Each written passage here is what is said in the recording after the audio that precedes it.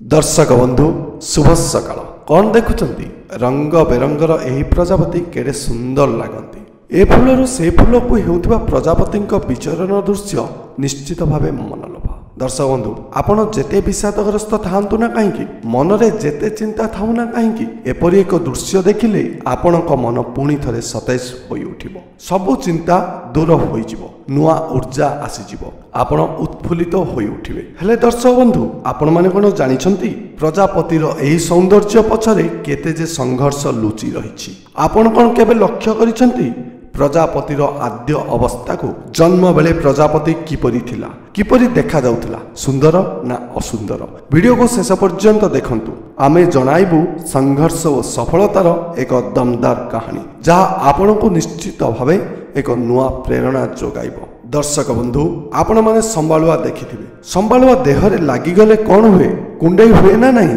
संबालुआ पाखक आसीगले आमे कोन करू, ताहाको फिंगी देउ, संबालुआ को फोपाड़ी देउ। एमितिरे केते संबालुआ मरि जाते। जो माने संघर्ष करी बंचंती सेमानकर कोन हुए, एक निर्दिष्ट समय रे संबालुआर लोम झड़िबा आरंभ करे, तार रूपांतरण होए, डेणा तैयारी हुए, धीरे धीरे डेणा खोले, आउ शेषरे सृष्टि हुए एक सुंदर प्रजापति।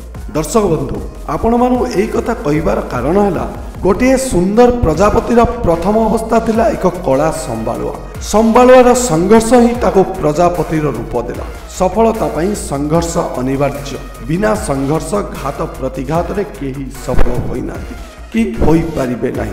एनु संघर्ष करिबा पई डरंतु नाही, मनरे भय रखंतु नाही। आपणको आजिर संघर्ष आसंता कालीर सफलता पालटिबो।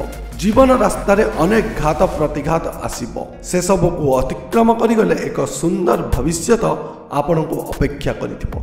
किए जाने कौ समय आपणक दुआरे भाग्य ठक ठक करुथिबो। आपण काम करि चलंतु, भगवान आपणक सहित निश्चित अछंती।